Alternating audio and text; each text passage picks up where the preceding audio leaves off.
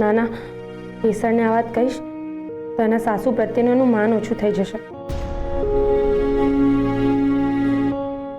અરે ગોપી, તું ક્યારે આવી અને ત્યાં દરવાજા પાસે કેમ ઊભી છે?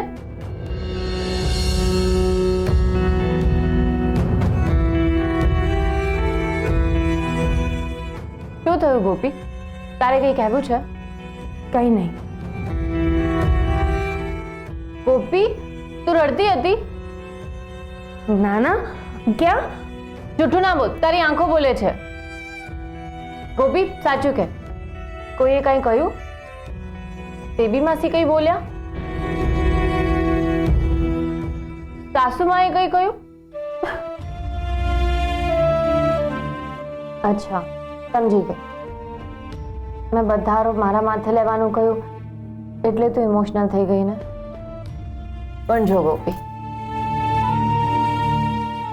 સાસુમાએ મારો જીવ બચાવ્યો છે તો મારી પણ ફરજ બને છે ને કે હું એમને આ મુસીબતમાંથી બહાર કાઢું. ગોપી, સાસુમાં ભલે ગમે તેવા હોય પણ એમને મારા માટે બહુ જ લાગણી છે, બસ એ બતાવતા નથી. ભગવાન કરે તારા માટે લાગણી બતાવતા થાય. એવું થશે ને તો મને બહુ જ ખુશી થશે.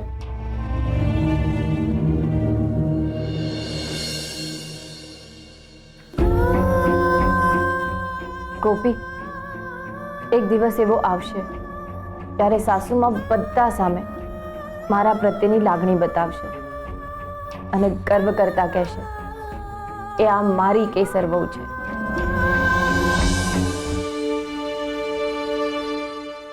આપી આવ્યો? હા, હલો, એમનો ફોટો. કંઈ કહેતા હતા? હા, બિચારા બહુ દુઃખી હતા. એમનો દીકરો કંઈક જતો રહ્યો છે અને કોઈકની સાથે ફોન પર એવી રીતના વાતો કરતા હતા કે મારો દીકરો નહીં મળશે તો હું કેમ નહીં જીવીશ, હું પણ આપઘાત કરી લઈશ, એવું બધું બોલતા હતા. ઠીક છે.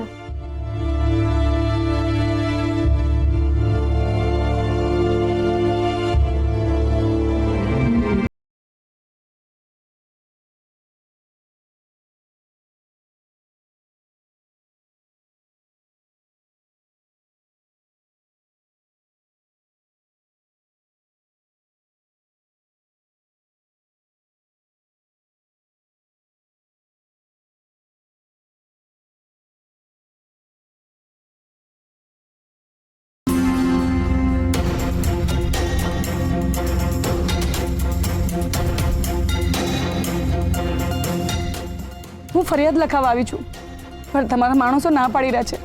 અત્યારે ફરિયાદ નહીં લખે. મારી મદદ કરો સાહેબ. એને કંઈ થઈ તો નહીં ગયું હોય ને? અરે ના ના, એને કંઈ નહીં થયું હોય. હું તમારા દીકરાને શોધવામાં તમારી મદદ કરીશ. એના પગમાં ગોળી વાગી ગઈ છે અને લંગડાતો બહાર ભાગી રહ્યો હતો.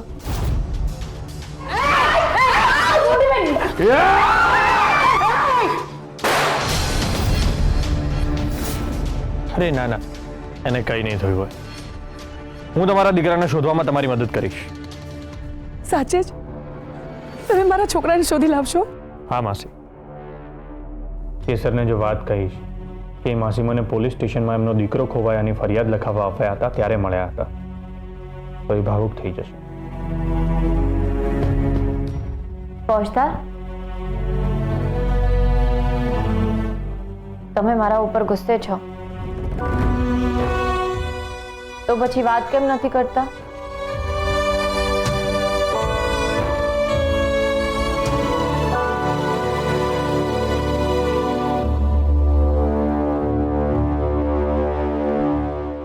કે સર અત્યારે મારા મનમાં બહુ બધા વિચારો ચાલી રહ્યા.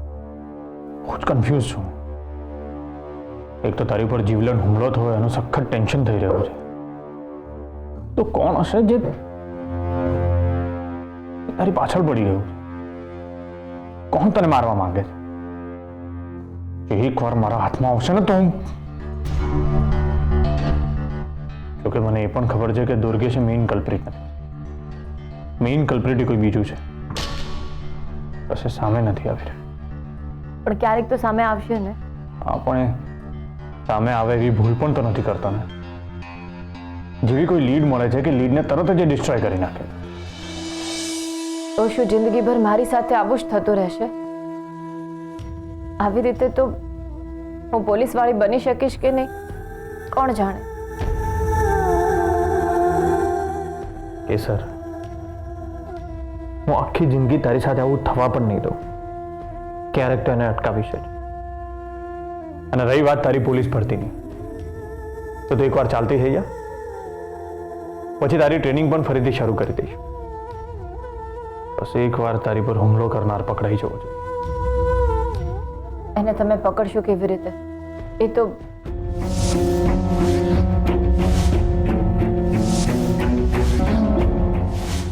એ તો શું? એટલે એ તો ભાગી ગયો છે ને, અને એની કોઈ લીડ પણ નથી મળી રહી, તો એને શોધશો કેવી રીતે? તો એક તો લીડ મળશે જ, પણ મને ડર એ વાતનો છે કે જેવી કોઈ લીડ મળે છે કે કોઈ સસ્પેક્ટ સામે આવે છે, કાં તો એ ભાગી જાય છે, કાં તો એનું મર્ડર થઈ જાય છે. જોની નામના ગુંડા સાથે પણ એવું જ થયું હતું. બંટી નામનો સસ્પેક્ટ સામે આવ્યો હતો, એનું પણ મર્ડર થઈ ગયું. બસ હવે દુર્ગેશ સાથે એવું કંઈ ના થયું હોય તો સારું.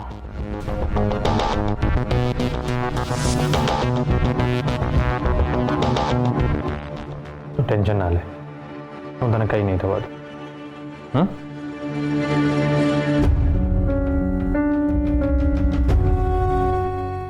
ફોજદાર, એક સવાલ પૂછ્યું.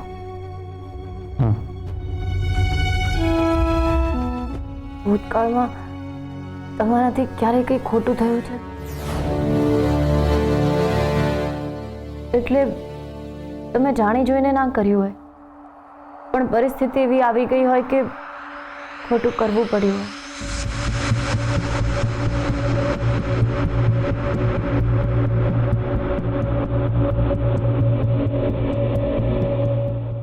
ના, એવું કંઈ અત્યારે યાદ નથી આવી રહ્યું. જો હું તને કહેવાનું જ ભૂલી ગયો, મોટા ભાઈને છે ને રાજગઢની હોસ્પિટલમાં શિફ્ટ કરવાના છે કાલે, તો હું તો પોલીસ સ્ટેશન જઈશ તો જઈ નહીં શકું, પણ મેં અર્જુનને કહ્યું છે, એ જશે વેદિકા ભાભીની મદદ કરવામાં. અર્જુનભાઈ હા પાડી? હા, મને પણ આશ્ચર્ય થયો, પણ એને હા પાડી. તે દવા લઈ લીધી ને તારી? હા. સુઈ જઈએ? જય સોમનાથ. જય સોમનાથ.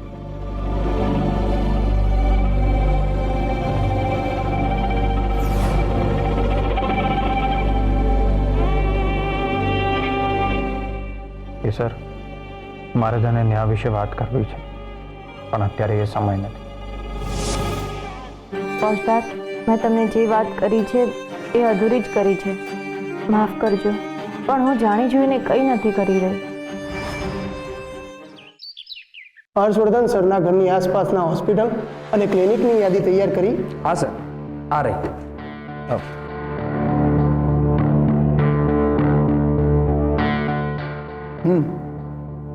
આપણી 2 ટીમ મોકલીને આ બધી જ જગ્યાએ દુર્ગેશની તપાસ કરાવવાની છે. ઠીક છે સાહેબ, તો હું ટીમ બી સાથે જઈ શકું જો તમને વાંધો ના હોય તો? ચોક્કસ sir. Good morning. Good morning. હુમલાખોરના પર્સમાંથી 2 ફોટોઝ મળ્યા, એક એનો પોતાનો, બીજો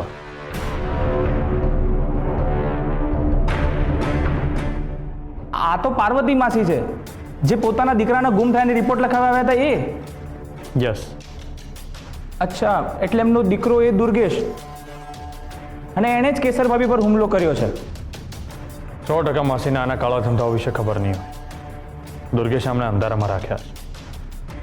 એટલે માસી આખી રાત દુર્ગેશની રાહ જોતા હતા, પણ એ આવ્યો નહીં, કારણ એને ગોળી વાગી. એટલે નજીકની હોસ્પિટલમાં ટ્રીટમેન્ટ માટે ગયો હોવો જોઈએ. યસ, બટ સર, આપણે એ એંગલમાં પણ તપાસ કરવી જોઈએ કે પાર્વતી માસીને એના કાળા ધંધા વિશે ખબર હોય અને મા દીકરો સાથે મળીને આ કામ કરી રહ્યા હોય, પણ આપણી સામે વિક્ટિમ કાર્ડ રમી રહ્યા હોય. માસીની વાતો પરથી એમની પર ડાઉટ તો નથી જઈ રહ્યો, પણ તે છતાંય તમે એ એંગલથી પણ તપાસ કરી જ શકો. સોલંકી, દુર્ગેશ ગાયબ થયા પછી એણે એની માને ફોન કર્યો હોય એવી કોઈ જાણકારી ખરી? ના સાહેબ, ગઈકાલે માસીનો ફોન આવ્યો હતો એ પૂછવા માટે કે મારો દીકરો મળ્યો કે નહીં.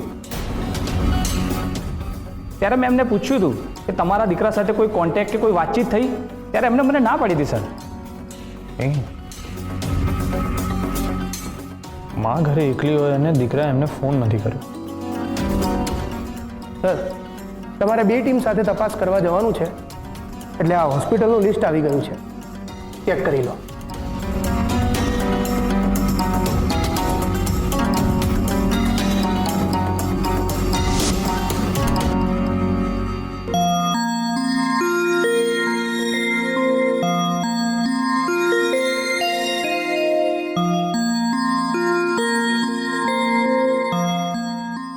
દિગ્વિજયને રાજગઢની હોસ્પિટલમાં શિફ્ટ કર્યો એ સારું કર્યું.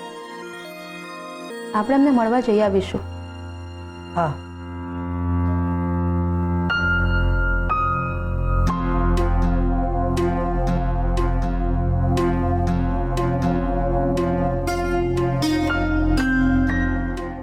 Thank you so much Arjunbhai. Bag રૂમમાં મૂક્યો ભાભી? It's okay. પ્રમોદ છે. પ્રમોદ, પ્રમોદ, અમારી બેગ રૂમમાં મૂકી દે.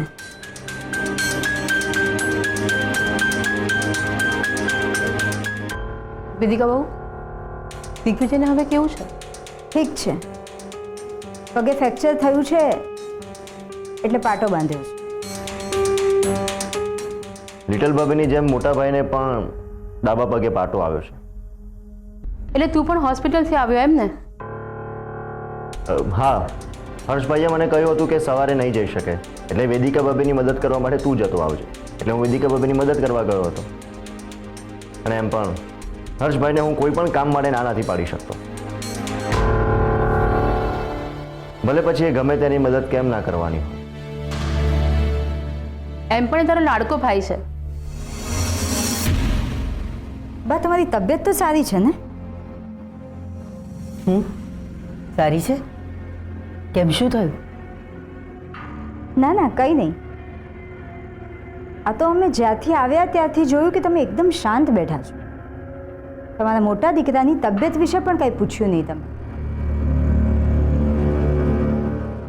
તમે લોકો વાત કરો, હું લિટલ ભાભીને મળીને આવું છું. અર્જુન, તું જાય પહેલા મારા રૂમમાં આવજે, મારે તારું કામ છે. હા.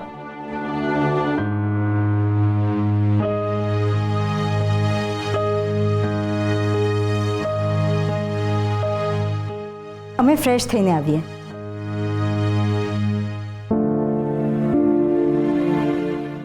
મોટી બેન, જ્યારે પણ જરૂર પડી ત્યારે અર્જુન અચૂક પરિવાર સાથે ઊભો જ રહ્યો છે. પણ આ પરિવારમાં એમને એક માં પણ છે, એ ભૂલી જાય છે. અમારા સિવાય એમને બધા જ વાલા છે. આજકાલના આયેલા કેસર વહુ પણ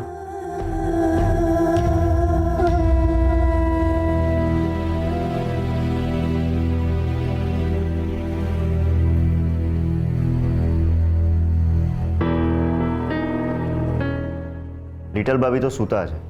અર્જુન બેટા, દિવાળી પછી તું આજે આવ્યો તો પણ તે મોટી બેન સાથે વાત ન કરી? તમને બાએ કહ્યું?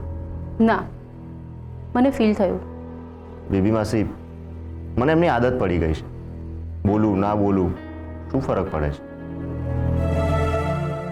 એ બધું છોડો, ચાલો તમે મને શું કહેતા હતા? અહીંયા નહીં, મારા રૂમમાં જઈને વાત કરીએ. ચાલ.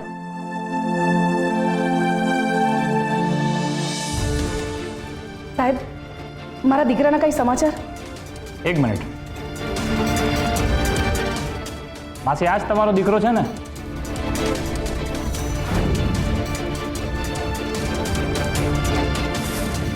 હા સાહેબ, આજ મારો દુર્ગેશ છે. દુર્ગેશ. માસી, તમારા દીકરાએ તો બહુ મોટું કાંડ કર્યું છે.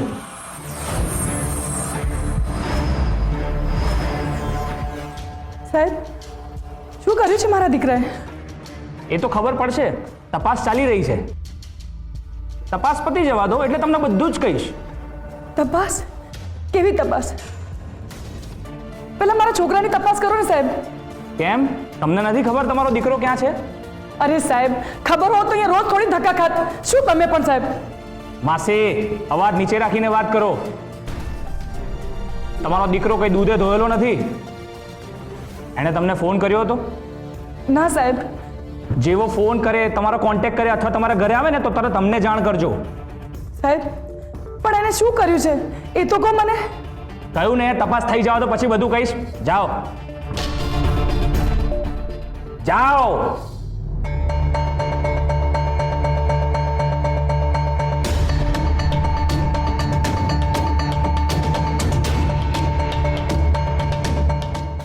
તમારે આ માસીનો પીછો કરવાનો છે. કોને કોને મળે છે, ક્યાં ક્યાં જાય છે, કોની સાથે વાત કરે છે, એ બધું જ જાણ તમારે કેદાર સાહેબને કરવાની છે. ઠીક છે? જી સર. જાઓ. અને પછી હુમલાખોર ભાગી ગયો.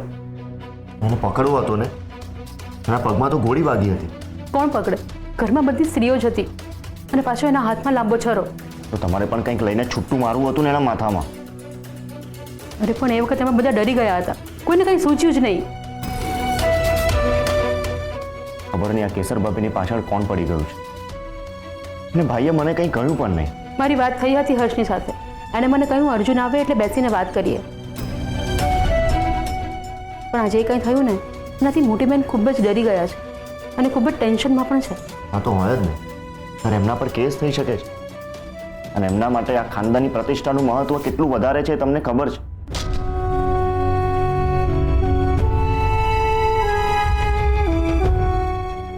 અને બાએ કેસર ભાભીનો જીવ બચાવ્યો ને એ ગમ્યું હા મને. આના માટે બા પ્રત્યે મને માન વધી ગયું. વાહ બેબી માસી, તમે આખી વાત અર્જુનભાઈને કહેતા જ નથી. એનો અર્થ એ કે હર્ષવર્ધનભાઈને પણ આખી વાત નહીં જ ખબર હોય. Don't worry.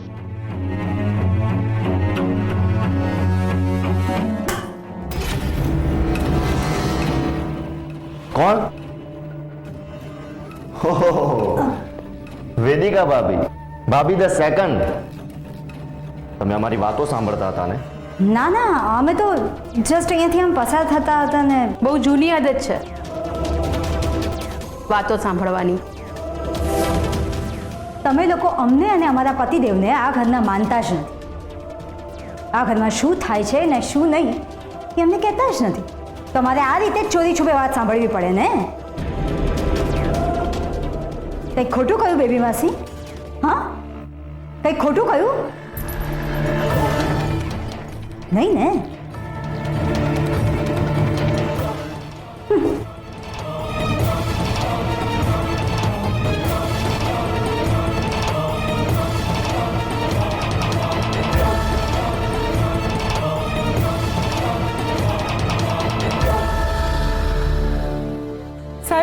સાહેબ તમે આ શું કરી રહ્યા છો?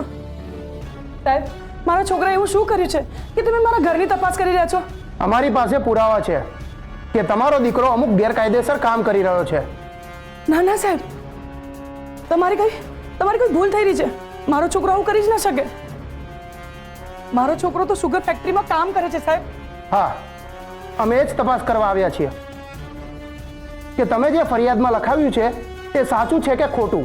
સાહેબ હું ઉપરવાળાને સમ ખાઈને કહું છું કે મારો છોકરો આવું કરી જ ના શકે. એ ક્યારેય ખોટું નથી બોલતો સાહેબ. સાહેબ મારો છોકરો તો સુગર ફેક્ટરીમાં નોકરી કરે છે. ભલે તમે સાચું બોલતા હો પણ તમારો દીકરો તો તમારી સાથે જુઠ્ઠું બોલી શકે છે ને? ના ના સાહેબ, મારો છોકરો ક્યારેય ખોટું નથી બોલતો. ઠીક છે, જોઈએ. સાહેબ બીજું તો કંઈ નથી મળ્યું, પણ આ લેટર જેવું કંઈક મળ્યું છે.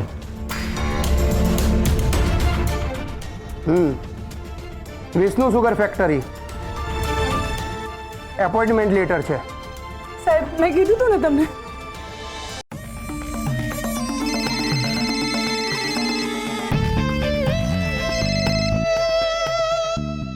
હેલો, હા બીરેનભાઈ, એમને ફોન આપો ને. અરે એમને એટલે તમારે બનેવીને કામ છે મારે. હા હેલો, અમે શું કહીએ છીએ કે તમે જે પેલા કિલરને મોકલ્યો હતો ને એની ઘરવાળા કંઈ અલગ જ વાર્તા કરી રહ્યા છે. હમણાં બેબી માસી અર્જુનભાઈને કહેતા હતા ત્યારે જ અમે વાત સાંભળી. એ જ કે બાના હાથે કિલરના પગે ગોળી વાગી અને કિલર ભાગી ગયો છે. એકચ્યુઅલી શું થયું છે એ તમારા બીજા માણસે તમને કહ્યું જ છે ને? શું અમે શું કરીએ? અમે આ લોકો ઉપર નજર રાખીએ, તમે કંઈ નહીં કરો. ઠીક છે, તમે ગુસ્સે ના થાઓ, અમે ધીરજ રાખીએ છીએ.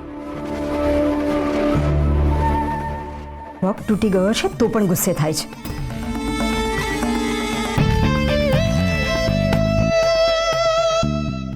જોકે એમણે કહ્યું એ વાત સાચી છે. બાએ ગોળી ચલાવીને બહુ મોટી ભૂલ કરી છે. શું જરૂર હતી કેસરને બચાવવાની? બાકી અત્યાર સુધી એની અસ્થિઓનું વિસર્જન પણ થઈ ગયું હતું. કેદાર, તમે તપાસ કરી તો કોઈ લીડ મળી? ના સર, હજી સુધી કોઈ લીડ નથી મળી. કેદાર, તમારી બી ટીમ સાથે મેં નજીકની અમુક હોસ્પિટલમાં તપાસ કરી છે, પણ ત્યાં કોઈને ગોળી વાગી હોય કે પગમાં ઇન્જરી થઈ હોય એવી કોઈ વ્યક્તિ નથી આવી. અને તમારી ટીમ તો તપાસ કરી જ રહી છે ને? પણ સર બની શકે કે ગામ છોડીને જતો રહ્યો હોય. પોસિબલ છે. દુર્ગેશના ઘરેથી કંઈ મળ્યું? આપણને કામ લાગે એવું કંઈ ખાસ નથી મળ્યું, પણ આ એક એપોઇન્ટમેન્ટ લેટર મળ્યો છે જે 4 વર્ષ જૂનો છે. જુઓ.